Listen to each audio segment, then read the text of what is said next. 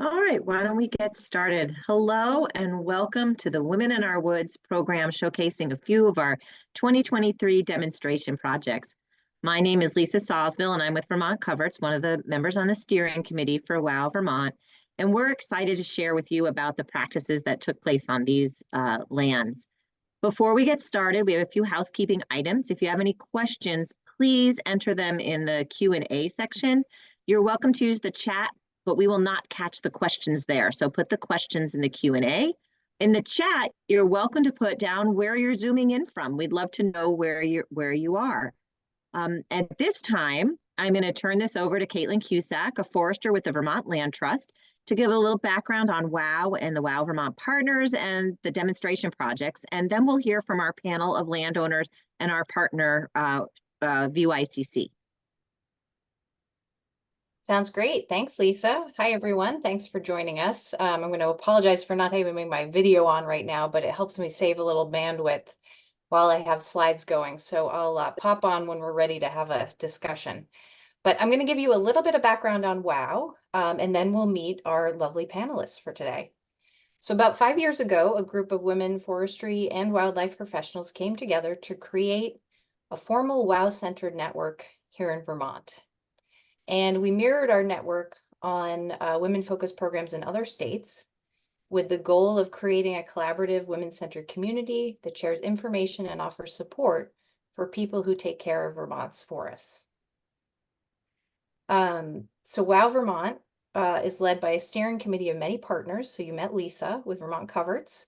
We also are joined by Kate Forer with the Vermont Woodlands Association, Steve Hagenbu with Audubon Vermont, and then professionals with state organizations, including Andrea Shortsleeve with Vermont Fish and Wildlife, and Joanne Garten and Emily Potter, with Vermont Department of Forest Parks and Recreation. So some of you may remember that we began as Women Owning Woodlands, but this past year we rebranded ourselves to Women and Our Woods. So as you'll see here, this is our new fun logo we're excited about, which really reflects a broader community of women involved in and connected to woodlands and our forestry community.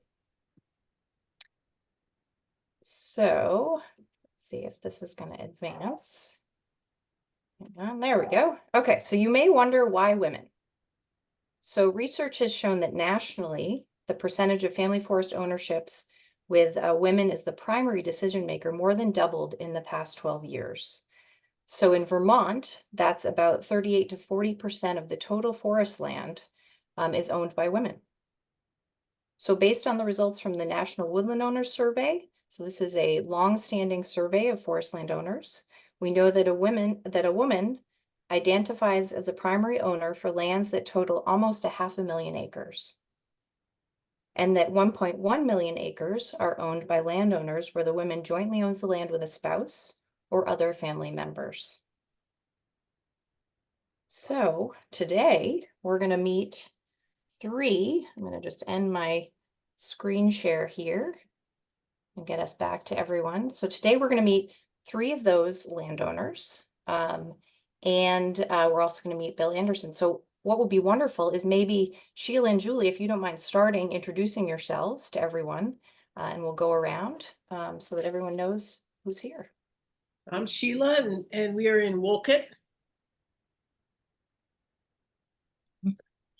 I'm Julie, and we're in Wolcott. No, we have had the what? YCC. Yeah, we had the YCC kids out here, and I'm going to try not to call them kids because they were young adults, but the energy was fantastic, and I hope that's one thing you take away with you when we finish. Wonderful. Thanks, Julie and Sheila. And Melita, do you mind introducing yourself? My name is Melita Bass. I have some land in Shoreham, Vermont, so I'm along the shore of Lake Champlain, and I've got about 100 acres here.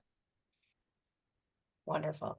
And then Bill. Yeah, Bill is our VYCC representative. Yeah, hello everyone. My name is Bill Anderson. I'm the Forest Projects Manager at the Vermont Youth Conservation Corps. We're based out of Richmond, Vermont. For those that are not familiar with our organization, you might recognize our offices. You would see it right on the interstate, the big red barn, when you're driving through Richmond. Essentially, what we are is a workforce development organization that helps young people gain necessary skills to enter the workforce. And our Forest Projects initiative is relatively new. In the past 3 to 4 years, we started this up, helping young people get skills to become loggers, arborists, foresters. And this partnership with Women in the Woods has been essential to that. Awesome. Well, thanks everyone. We're really grateful for you to be here today. So before we hop into our panel discussion, I just have a couple more things. I thought what I would do is give a little background to everyone on these demonstration projects and the partnership between WOW, our landowners here, and the Vermont Youth Conservation Corps. So let's see, let me make sure I advance my slide here. Whoops, there we go. Okay, so we collaborated with Bill and VYCC and women landowners. There were 8 projects that were completed in 2002 and 2023. And they really highlighted 5 main forestry practices that would help landowners achieve their management goals. So I'll quickly go over these 5 practices when we get into discussion with Melita and Sheila and Julie and Bill about sort of so the first one involved tree planting. So you'll hear from Melita about some work she's been doing on her property, where BYCC crew members spent 2 days planting 350 trees in this 4-acre hayfield. This is part of a larger project that we'll hear about from Melita that she's undertaken to restore the forest, improve water quality on Lake Champlain. So you can see peeking through the trees there's Lake Champlain. Her land has frontage on Lake Champlain. And then she's done also some work on her property to enhance wildlife habitat for unique species like golden winged warbler. So the crew then returned a couple months later to spend 3 days removing buckthorn and honeysuckle, invasive plants, from the lakeshore. And they used, in this case, some manual hand pulling and then cutting mechanical techniques. She began working with VYCC in 2021 on invasives removal and is really, committed to continuing with this restoration work. So Melita was not the only landowner we worked with to manage invasive plants. Here's a before on the left and after photo.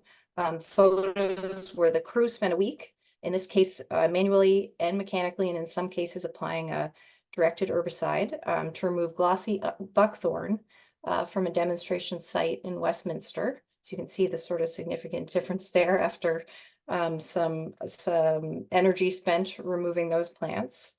And then we have here's Sheila and Julie's property. I love this. They enjoy maintaining their woods through an approach called slow forestry, which I hope we'll hear more about. So patch cuts were prescribed in their forest management plan to enhance wildlife habitat. So a patch cut, as you see on the right, sort of the before is on the left, after is on the right. It's a small opening created in the forest. In this case, it was about 3/4 of an acre, where the VYCC crew cleared all the trees, and that's really to promote new forest growth. So they completed this patch cut near one side of a forested wetland and then planted some trees in that opening.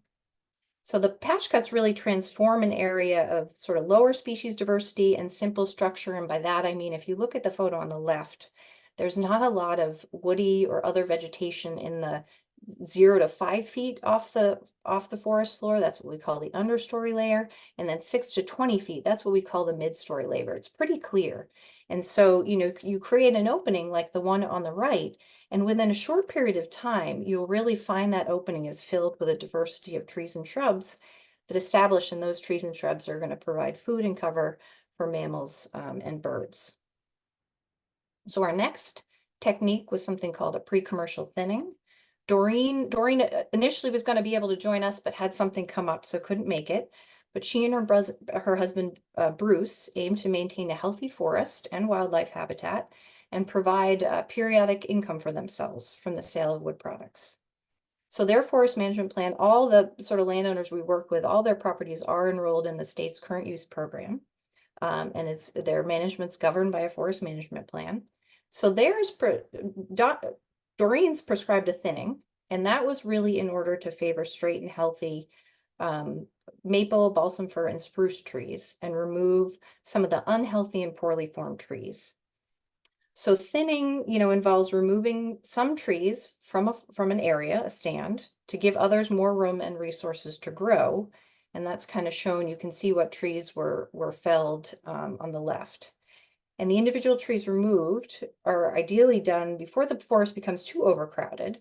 And this really allows the remaining trees to maintain vigor and higher growth rates. So you'll see on the right, the treetops and trunks were left by the VYCC crew on the forest floor. And that really allows for sort of slow decomposition and release of organic matter. Those sort of tops of those trees can protect young trees from deer, can protect the soil from erosion, and can provide our lovely birds with places to nest and forage. And then finally, our last practice that the VYCC crew worked with landowners on is something called a crop tree release with canopy gap formation. This is, if folks are familiar with the Natural Resource Conservation Service, this is a practice, it's a forest bird practice, and I'll explain why in just a minute. So 2 of the demonstration projects we worked on involved this practice. So a crop tree release is where individual trees, also called, crop trees, are released from competition with their neighbors on 2 to 4 sides. And that's allows them sort of light and space. So you'll see here I selected the tree circled in red. That's actually a black cherry, really great food source for migrating songbirds and other wildlife. There were some other crop trees that were selected that included, defect-free red maples that could be eventually saw timber, wild apple trees for wildlife, and then female ash trees that will hopefully spread seed, for the future of that species. One of the project sites was this property here that VYCC worked with. It's a property owned by the land trust that I manage. And I was also able to identify 8 areas where we created, this is the gap formation part of it, where we created small canopy gaps, basically a tree length sort of size opening, where all trees 2 inches in diameter and above were cut. So these gaps, you'll see the smaller trees, there's spruce, and trust me, there is fir sort of in there. We left those smaller trees, and that really gives them light and space to be able to grow. And so these gaps really increase the understory, remember the 0 to 5, and then the mid-story canopy layers, which are important for providing nesting, perching, foraging, and protective cover for birds. And so it is funded also through NRCS as a forest bird practice. And here I'll just show you the before and after. You'll see my crop trees are have the pink flagging on them, before on the left, after on the right, as some of its neighbors have been cleared to give those crowns some space. So I'm going to stop sharing, and I will say hello to everyone again. And now we're going to jump into just some questions and hear from Melita and Sheila and Julie and Bill. So if we want to jump right in, sort of our first question for you all is, was this the first forest management activity you've implemented on your property? And, were you concerned about any of the outcomes, like what it would look like, if it would achieve, your individual goals, and things like that? So why don't we, let's start. Melita's on my left. So maybe Melita, if you don't mind sort of kicking us off, and then we'll hear from Sheila and Julie. Sure. This was not my first forest management activity, and not to go too far back, but I did do some. I had a 40-acre sugar bush on my previous property, and so I was familiar with things like crop tree release. I didn't have so many invasives on that property, and so that was my main goal here. And I had actually started a year prior doing some invasive control with Vermont Youth Conservation Corps.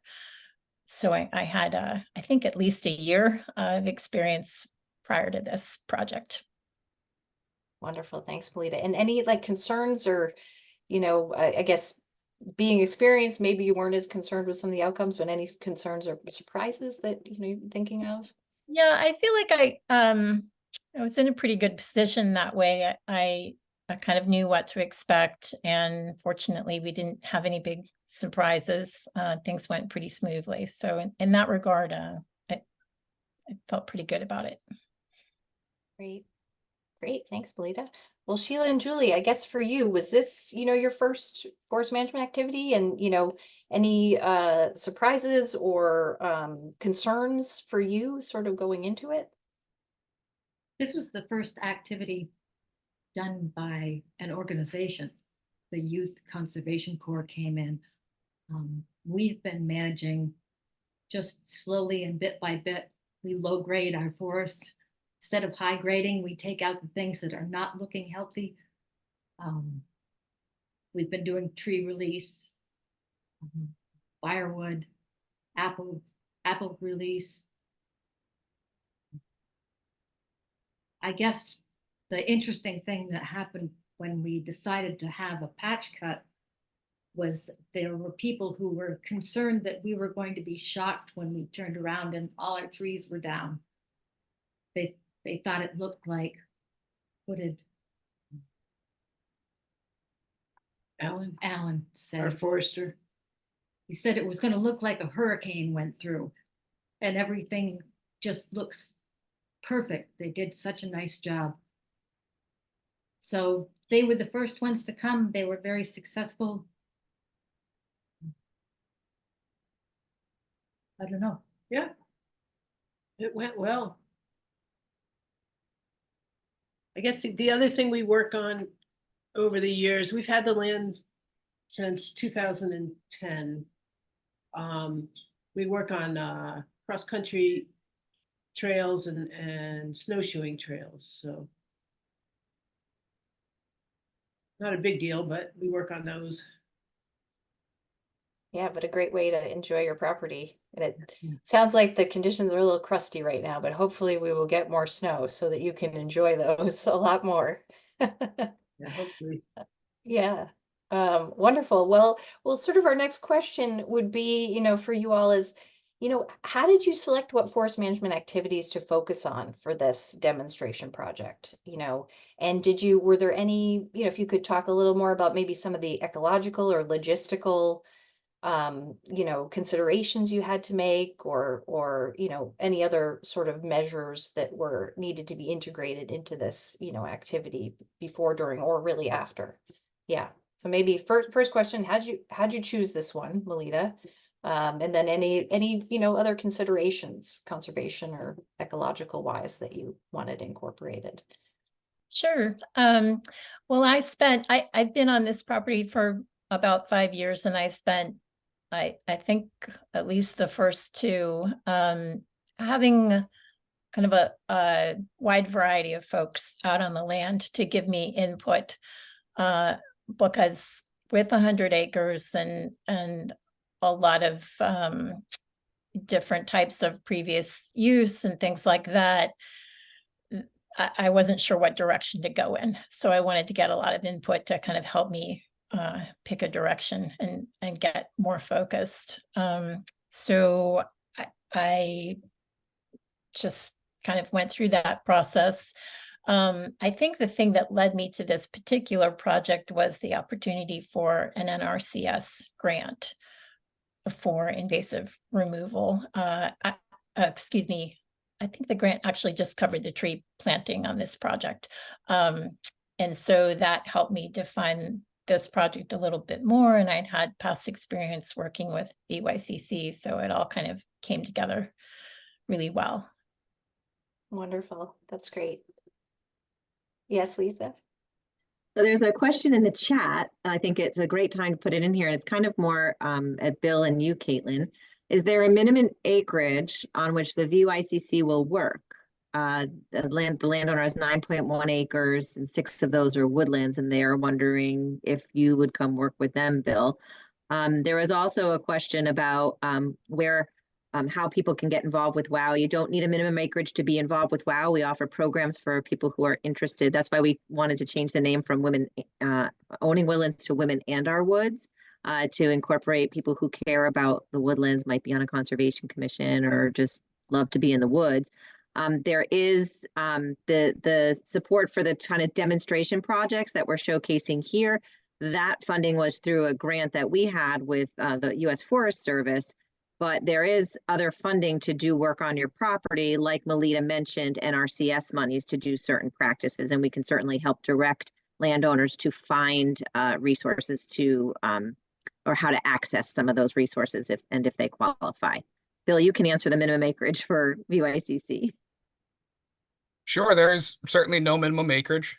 This summer we're scheduled to complete a patch cut that we began 2 years ago on a property that is about the same size as yours.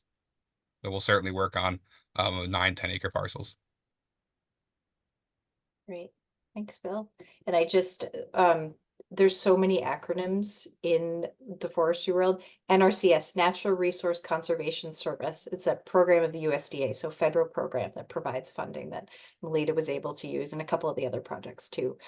Before we go to Sheila and Julie, Melita, I'd love for you to share, because you did mention that I feel like you've talked to a lot of people. You've gotten a lot of sort of perspectives and kind of folks come out and walk with you. I'm wondering if you'd share who those people were, because I think these are folks that are, other landowners, may want to consider inviting or getting sort of to come for a walk with them. So would you mind just sharing a little bit about? Yeah, not at all. If I can remember them all, and maybe if you have that information, you can help me out. But Sure. I started with the forester that I'd worked with in the past from Vermont Family Forests. And so I had a working relationship with them already. And then I had the county forester come out, and I was very lucky to have Eric Sorensen come out and walk. So those three folks walked the land together with me initially. And we spent a lot of time identifying natural communities to kind of help me get a sense of what the land could look like. It's been managed agriculturally for the most part for several decades, primarily apple production. And then that was walked away from essentially. So that's where all of the invasives came in. It was really hard for me to kind of see like what would be there if it had been managed, a little bit better. And so that was very helpful. I also had folks out from Audubon, Vermont to look at bird habitat. The year prior to this project, I did some invasive removal and bird habitat establishment with another NRCS grant. So definitely part of my interest is wildlife habitat, and in particular bird habitat restoration. So I wanted to get their input. And let's see, I guess that's about it, aside of course from Vermont VYCC folks coming out several times to help me kind of identify the path forward a little more closely. Awesome. Have I forgotten anyone? That sounded pretty comprehensive. Yeah, I remember you sharing. Thank you for sharing that. Yeah, and so Sheila and Julie, for you, sort of going back to our question of, how did you choose this patch cut, as a place to focus for this, point in time? And were there, what might have been some ecological considerations or other, logistical considerations you thought about kind of before, during, after sort of this activity? When we signed up for a patch cut for apple tree clearing, and Bill was so psyched about having a patch cut that that's what we decided to do. He's like, we haven't done one of those. And we put in the patch cut for diversity of habitat, and I'm thinking mostly for birds, but it of course doesn't stop there. If we can get the birds coming in, grouse, more woodcock, then we're going to have other birds coming in, and then small mammals, and it's going to help all the way through. We have a lot of warblers in the area, and they need some more open spaces.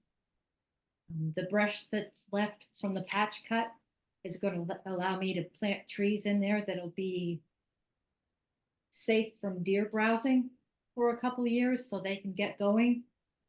I'm excited about that. I've got mockernut hickories and mountain ash, red and white oak that are all potted up and have been growing for a couple of years.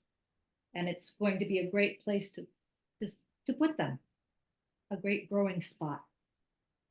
I already have nannyberry, shadbush, hazelnuts, and dogwood growing over there. So there's going to be a lot of foodstuffs for a lot of animals. Yeah, I guess the ecological considerations, it's right on the edge of a wetland. Our woods are pretty wet in general. So this is kind of a dry hillside that leads down to the wetland. So.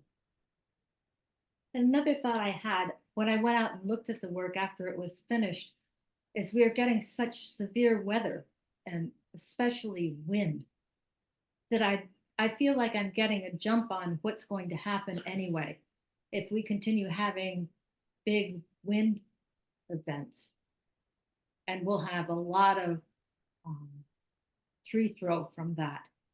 This will be a spot that's already gone through that. The larger trees have been taken down, so it'll be a step ahead, I hope. Kind of a mimicking that sort of wind, Yeah. disturbance that you'll see in the future. Yeah. Wonderful.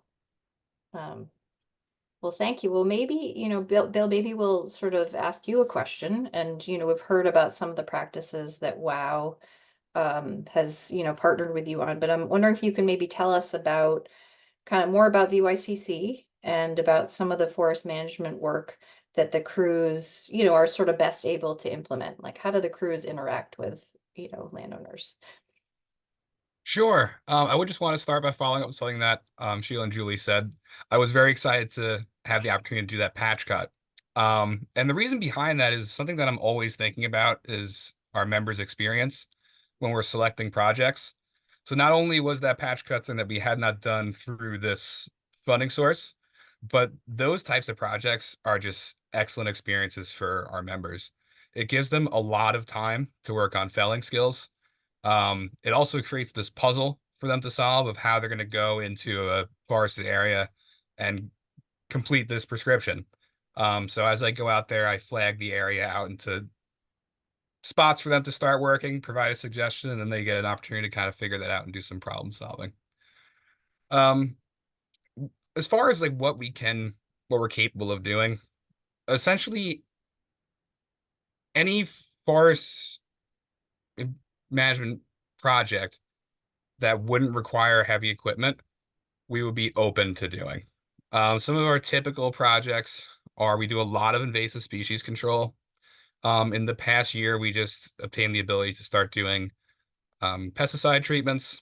While we don't do backpack spraying, we do cut surface treatments, and we did that for one of the projects funded through this on the project in Westminster. We were pretty successful there. That was an acre of, I believe, Caitlin, when it was mapped out by your intern, they said 50 to 100% buckthorn in that acre. So very dense. We have an 8-person crew, typically 7 to 8. And with those types of projects, we're actually able to do that relatively quick. We really do enjoy doing the timber stand improvement projects for the reasons I said there, with like the member experience. Some things that we're looking to move into in the future. I would eventually like to get some small scale harvesting equipment to be able to do firewood harvesting. We actually did our first project with that through a project that was funded through Audubon, Vermont, and the Vermont Community Foundation. We were able to go in, harvest some firewood on a cold Hollow, Canada, I believe they call it the Woodlots Owners Program. And that was just an excellent experience for our members. They were, they got to not only work on their felling skills, but they got to learn how to work around equipment, how to do cut to length logging, And as far as workforce development, that's really where we're seeing a big gap, is people with these skills to go out and work in the woods as loggers. And that's not the only thing we're focused on. You know, we're very interested in having people who are capable of being conservation technicians. We're starting to move a little bit into urban and community forestry. For example, next year we're doing a project in Burlington's Oak Ledge Park, and we're hoping to continue expanding that aspect of our program.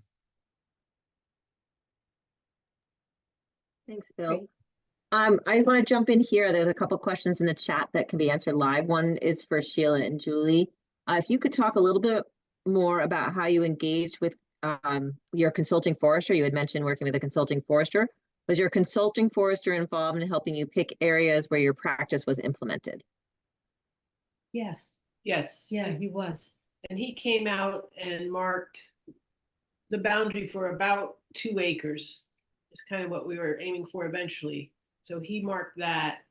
I don't know how we decided up there. I think he was in on that decision where we ended up when he first came and did our plan. Yeah. We showed him a couple spots and he thought that would be the best one. When he came, he had us go up with him and we were marking trees that were of interest, trees that we were going to keep as snags, and what else? And a few trees to just grow. Is that what you mean of Yeah. interest? Seed trees. Seed Dave would trees. call them. Yeah. And so it was really nice to work with him and he just gave us tape and said, go off and do this part and I'll see you in a bit. And he went down and did the boundaries around and then did some swaths where